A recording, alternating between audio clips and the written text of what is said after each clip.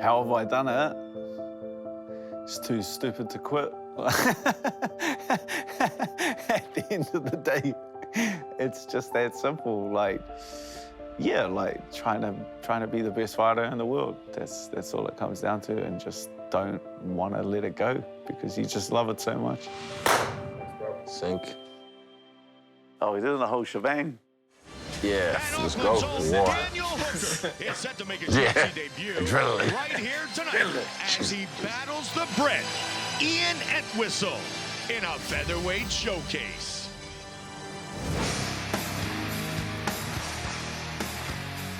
We've had 3 now. Yeah. Ross Pearson and then you, Paul Felder. I think this down for roids after this. He did off. Not off this fight, but when you started coming. But look at him. Yeah. Even his style was like cheating, like just dive on your legs and heel hook. I remember when they announced that the UFC was coming to New Zealand, and I asked somebody in the know what do our local fighters look like on the card, and they said there's no local fighters on the card, and I was like, what's the chances of getting one on there? Like 1%. And I'm like, wow, that's amazing. We're in, you know, we're in. Tonight, he gets his shot against Daniel Hooker, a true fighter who has competed everywhere from heavyweight down to his current weight class of 145 pounds. It's featherweight. Can you make 45? Was what he said. I just said, yeah, cool. Pretty much all I got from the UFC was a message from Sean Shelby, and it said, can you make 65 kilos? So I was actually chilling with my wife now, which was just my girlfriend at the time. I just asked her, I was like, you reckon I can make featherweight? And she's like, yeah, like never watched a fight, you know? And just was like, yeah. I just messaged back, yeah, cool. And then bang, UFC contract comes fired through. Hooker wouldn't have missed the opportunity to fight on the UFC's first fight card in New Zealand for anything. The Fighting Pride of Auckland undoubtedly earned his roster spot. Oh, he's looking good. Look at him. Look at that young fella. He didn't even get a fade, the idiot. He didn't even get a haircut. Just couldn't care less at that stage. Born and raised right here in Auckland, New Zealand. When they start playing that song and we first walk out, and then that crowd, the New Zealand crowd, roared, I could feel the warmth, man. It was incredible. It was like I've walked out a million times with a million fighters, but I have never felt that warmth of that. I could feel the warmth. I could feel everyone's breath. I could feel their breath. Who's the guy with the bucket? John Olsen, that's my first coach. It's John, Aaron, and Karl. So in my corner, Aaron Boyes, who runs like Strikeforce Auckland. At the time, Karl Weber, he was running Strikeforce Canterbury. And then John Olsen was in my corner as well. He was my first coach. He's the one that I did the first like 2 or 3 years of training with before he went off to police college, and he's like a dog handler in the police now. So it was like cool to kind of bring him, like he'd come in and train every now and then, but it was cool to like, that was like a full circle moment. But yeah, then I was training in West Auckland at Strikeforce. And that's kind of where we started training, because there was no like full-time training here in New Zealand. So we started like training in the mornings, and I kind of just put the call out. If you're the best or fighting internationally, like spoke to a few of the boys I knew, which did, and we'd just come in at 10 a.m. and we'd just train like during the week. So it was like the kind of where initially we're like full-time, the idea of training more than once a day after work, and it was getting developed into like a full-time schedule. Yeah, like Eugene would come in, and he would just be like a training partner. He would kind of, looking back now, he must have just been like, you guys are cowboys, like you got no idea what you're doing. And that's kind of where we developed that full-time training. And then when I went off to train overseas in Vietnam, I think it just kind of transitioned over to city kickboxing at the time. And then Huge kind of put his brain into all of it. And now, like, look at how far it's come. Like I handled Dan's career up until he got into the UFC, and then he took over from there. So I didn't really have any relationship with the UFC. I mean, I kind of like that. That's his business, not mine. My business is fighting. But I was happy to be like, help him get to that level, you know. We had a pretty good time together leading up to that. I had no idea that it would get to the level that it got to. I thought we could create 1 or 2 very talented guys that could do okay in the UFC. They could at least get themselves there. And I fought later on down the track, maybe not in my lifetime or not in the generations that I had something to do with, that we could create something much bigger and stronger and more powerful in terms of the MMA world. And what essentially happened is we had the talent right in front of us, and we nurtured some of the best fighters in the world, and carrying on that momentum every day. And it is within my lifetime. I am here to be a part of it, and I'm grateful. Bro, he was talking so much shit to me, like, all fight week. Bro, he was like yelling at me in the hotel and shit, saying that I'm a wipeout, which I was, and that it was, and that he was gonna retire me. Leading up to it, the weigh-in and that, we had some fun with the opposition. We like played some head games with him, messed with his head, stirred him up a little bit. And so there was like some issue, bad blood. We tried to create a bit of tension, which was good. And like a lot of people fold in that first fight, but there was no fold in that kid, man. There was no fold. There was no way.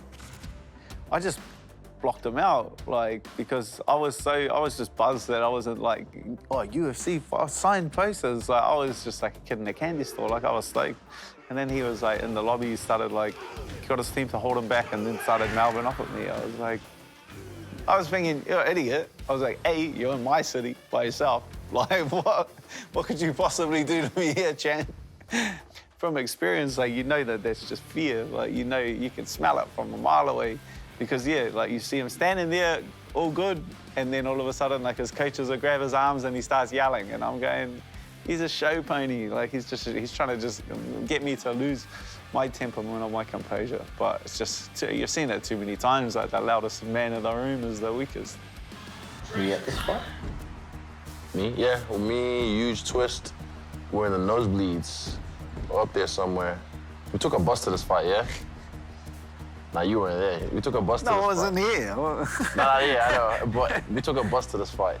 Remember on the bus and Twist was on? Yeah. Twist was on. Historic. It was historic for us. I felt like that was, even though there was other fighters for us from back in the day, you know, the Mark Hunts, Ray Sefos, David Tuas, the Vineys and that, I felt like it was the start of the resurgence of Kiwi fighters. Like, after he won and he got around, he's just like, I felt that. And I was right there live, so I felt like that, from that was the resurgence of, you know, Kiwi fighters making a stamp on the world map again. Everyone kind of remembers when big milestones like that happen, UFC Auckland. Yeah, I was just too late to get a ticket. I was just watching it at home with my family at my dad's. I was living with my dad at the time, still living at home. So yeah, we just had the fights booked, or it was on Sky, so it was free. Just having this, yeah, definitely sick feeling, because it's obviously a teammate, and with teammates, you just care so much for them to go out and do it. To see like our coaches, all there behind him, and then, you know, Dan making his walkout, just makes it so much more relatable. It's like, oh, that's just down the road. Oh, what? That's our boy. And then, yeah, to have everyone in the crowd just get up and then just be so supportive, just makes it all so much better fighting at home. You know, you want to be fighting in front of friends and family, familiar faces. They'll remember that for the rest of their lives. What was in your mind at this time?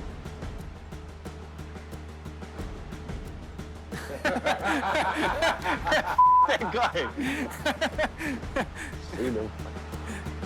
Coming into that fight, I YouTubed like how to defend heel hook. Like, I felt like this real cool Alan Boucher YouTube channel on it. Not even a channel, like a few 5-minute clips. All right, guys, what's up? Alan Belcher here. I'm not the best at this stuff, but I'm gonna show you guys some cool stuff that could change your game. Watched them and I was like, yeah, sweet, I know how to defend a heel hook. I'm pretty sure like you came and tried to explain something. I was like, too many steps. Too many steps. I need a simplified version of this. Looks like a lizard. He does have heaps of sponsors. Yeah, oh, wow. Jealous of his sponsors. Strike Force. Our pathways are quite similar, where we haven't been this undefeated fighter and we've had to fight for it, you know, and that's something that builds character, is when you're not winning and you keep turning up, you don't quit on yourself. You know, that happened to Dan early on in his career. He didn't win every fight, And then he made his UFC debut, and then he found his feet. It hasn't been smooth sailing in the UFC. You know, a lot of fights that he stepped up and took it just because that's who he is. He'll fight anyone. And that's why fans love him, because he will be the person to take a fight when no one else wants to. And early on in his career, he could just walk people down. He just walked people down. But as he got more and more experience and more time in the UFC, he's coming up against harder and harder opponents. And watching him adapt and overcome the obstacles. Sometimes he was his biggest obstacle. You know, like he's got long range, but he always walked the guy down. Like I've even given him shit on the way in saying, oh, at least you learned how to keep your distance and you know. But like I said, his fight IQ is amazing. His heart is beyond question. There was no question about it. I put his name down for anything. A lot of people try to tell me things, but I'm like, you know, speaking a different language. Whereas like when Karl says something, I listen because we're the same person, but he just has a whole lot more wisdom and knowledge than I do because he's already experienced it. So if there's like anyone that I'll possibly like listen to, then the chances are I'm gonna listen to just the older version of myself. Go on, Karl. Yeah, I'm just kidding. Don't get heel hooked. Don't get heel hooked. In here, your head.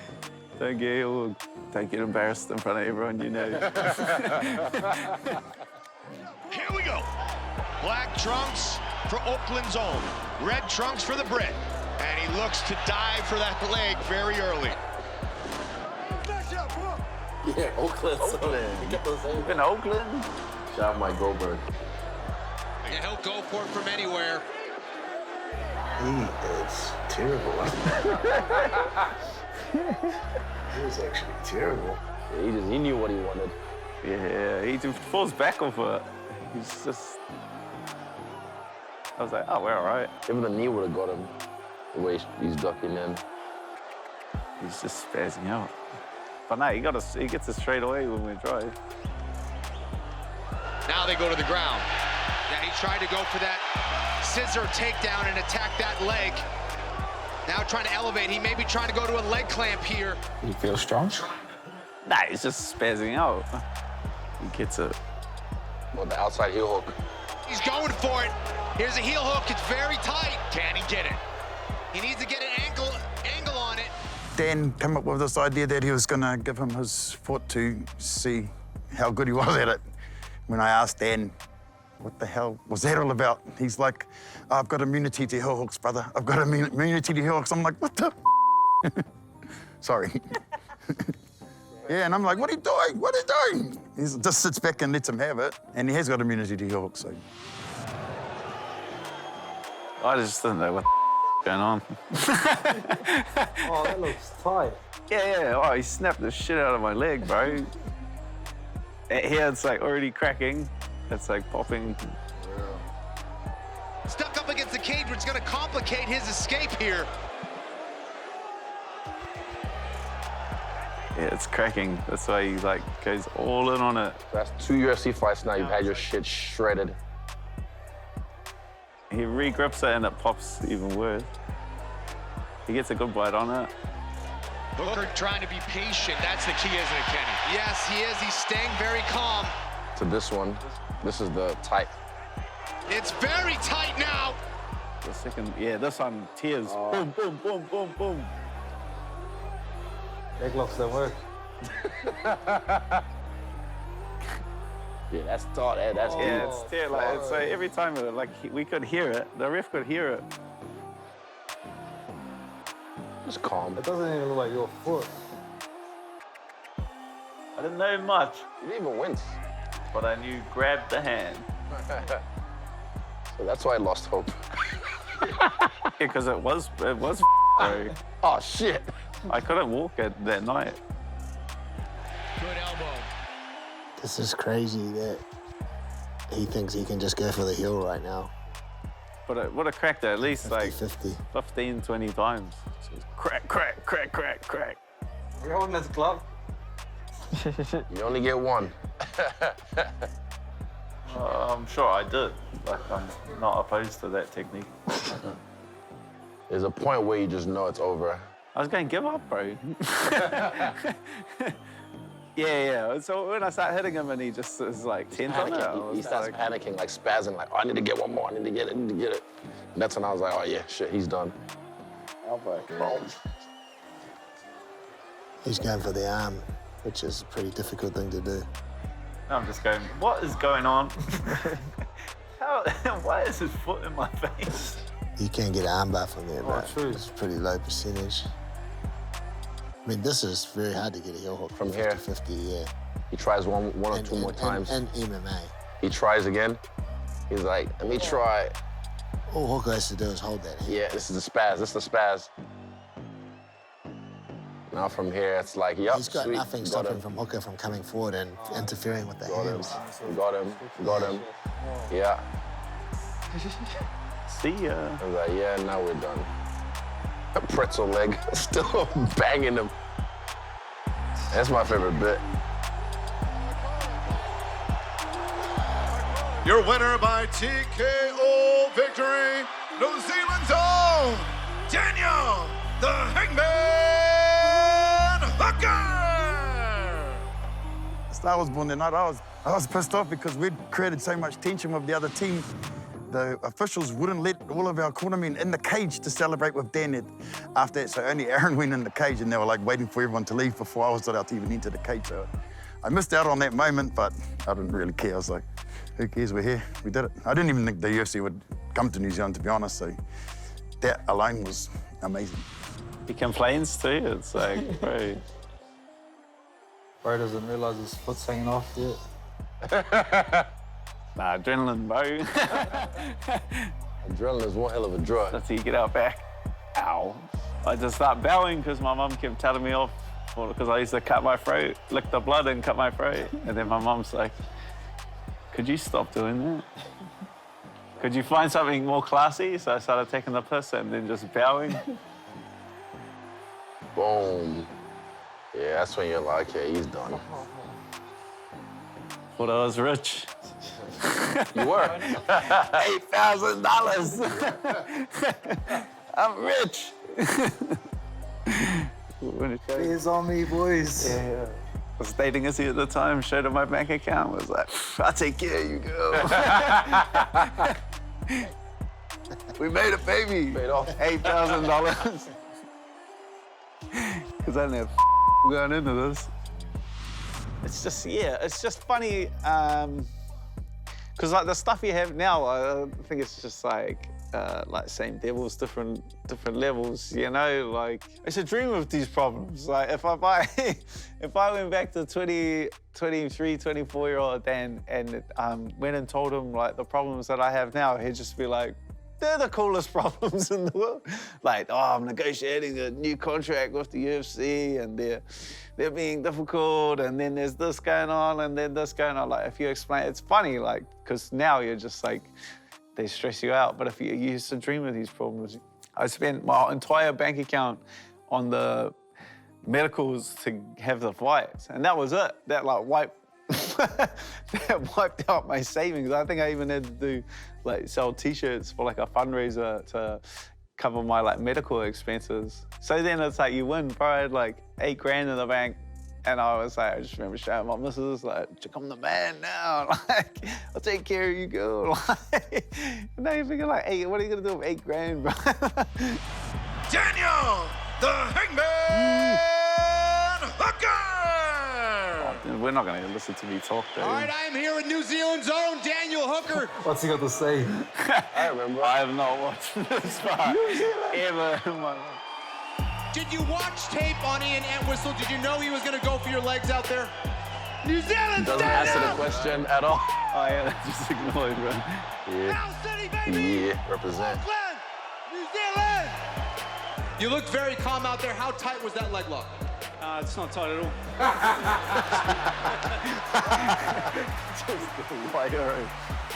Just a liar. Hard work that New Zealanders have been putting in. I just get to show how good we are. It's a beautiful debut. Congratulations. Love your work, mate. I like your work. Yeah. Daniel Hooker. Thank you very much. I knew what I was doing. Hey, YouTube. My first and foremost thought was we need another UFC in Auckland because it's been too long. When I look at that, I'm like, that's the beginning of everything. That's where it all started. You saw Dan do that, and it created a pathway, and people started to think, if Dan's doing that, why can't we follow in his footsteps? And then that was just the spark that everybody that came after him needed. So that's what I see when I look at that fight. I remember being excited because I knew where I wanted to be.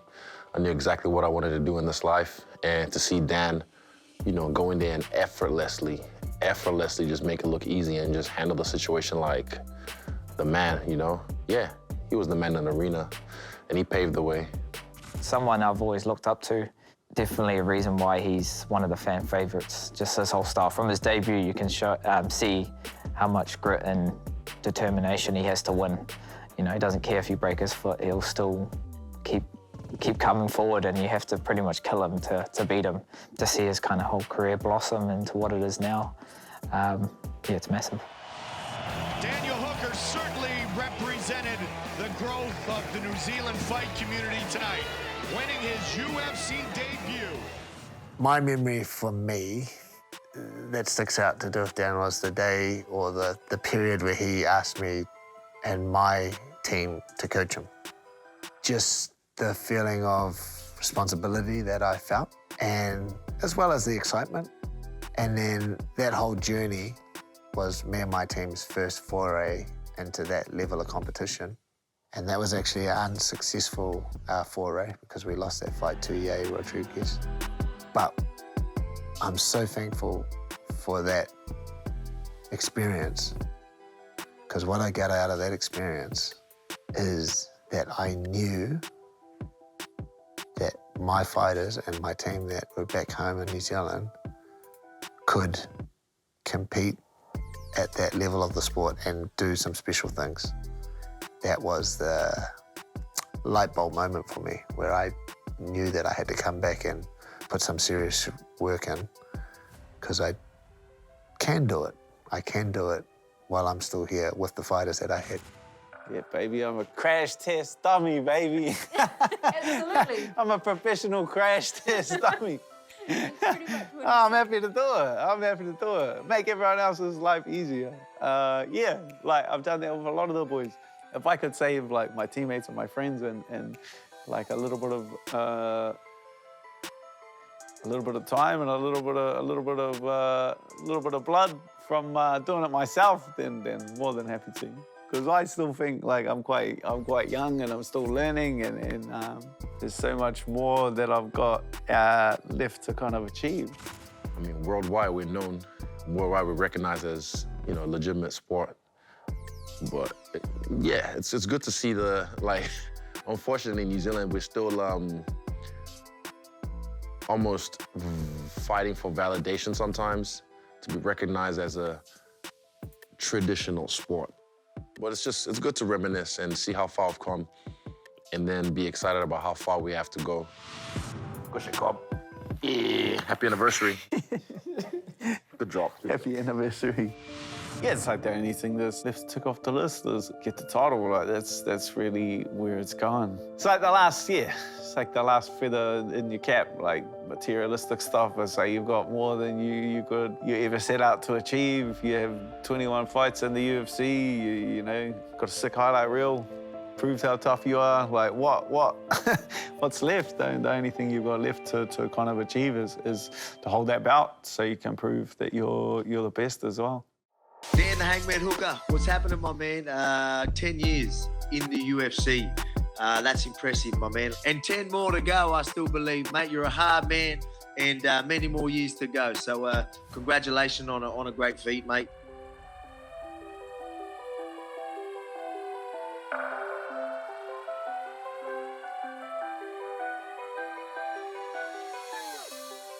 Some people don't even last 10 minutes in the game. 1 or 2 fights and you never see them again. This guy's lasted 10 years in the sport, and 10 years in any sport is an amazing accomplishment.